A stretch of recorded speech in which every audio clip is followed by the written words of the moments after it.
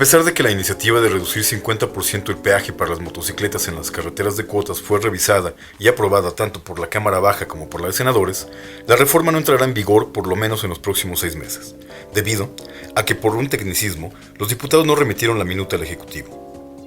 Esto constituye un grave golpe a la economía de miles de motociclistas que realizan turismo de carretera, así como aquellos que utilizan este medio de transporte como herramienta de trabajo y por necesidad transitan por carreteras de cuota.